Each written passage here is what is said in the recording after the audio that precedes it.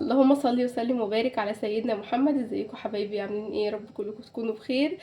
معلش لو انا صوتي من البرد مش واضح او البرد مؤثر على صوتي فانا بعتذر.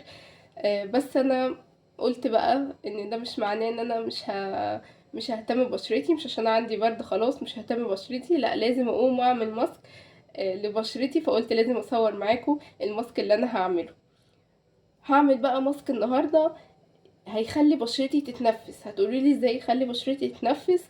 انا اول مره عملت الماسك ده فعلا حسيت ان بشرتي بجد اتنفست، وحساها ان هي كانت يعني كانت بتتنفس.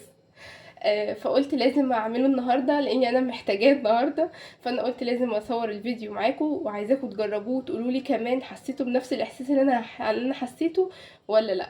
الماسك ده حلو جدا غير اي ماسك انا عملته. الماسكات التانية ممكن تكون بترطب، بلاقي نتيجة في التفتيح، بلاقي نتيجة في شد البشرة، بس مش بلاقي نتيجة زي ما انا حسيت بده، ان هو خلى بشرتي تتنفس زي ما انا بقول لكم كده.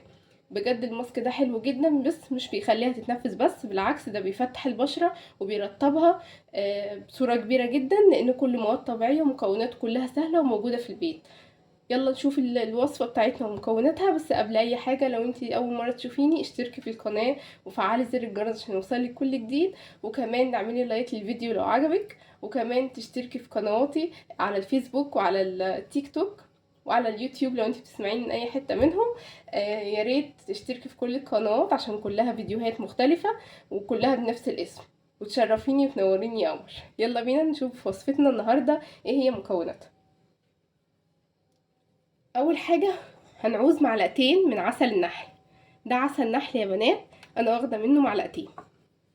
وهنعوز كمان نص معلقه من القرفه المطحونه بالشكل ده كده. انا مش عايزاها نص يعني كبيره، لا عايزه نص كده صغير، هحطه على العسل. هي دي مكونات وصفتنا النهارده، وهي دي الوصفه اللي هتخلي بشرتك تتنفس وهتخليها منوره وكمان رطبه. هقلب الوصفه دي كويس جدا لحد ما العسل يندمج مع القرفه.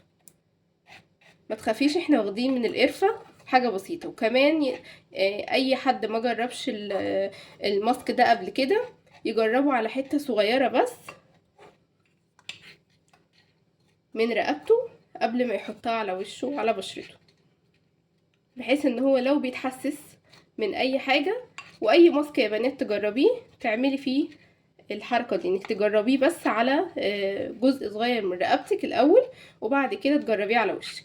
هو ده القوام اللي احنا عايزينه للماسك بالشكل ده كده. لو انت كمان عايزاه يكون متماسك شوية عن كده تقدري تحطيه في التلاجة يجمد شوية عشان ما يسلش وهو على بشرتك. الماسك ده تحطيه على بشرة نظيفة لمدة 10 دقايق، وبعد كده تغسلي بشرتك مية فترة.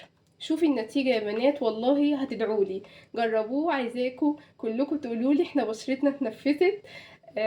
وشكرا ليكي. وانا بشكركم جدا، ويا ريت اشوف تعليقاتكم الحلوه دي على طول. ويا رب يكون الفيديو عجبكم وتعملوا لي لايك وتشتركوا في قناتي زي ما قلت لكم. واشوفكم في فيديو جديد حبايبي، مع السلامه.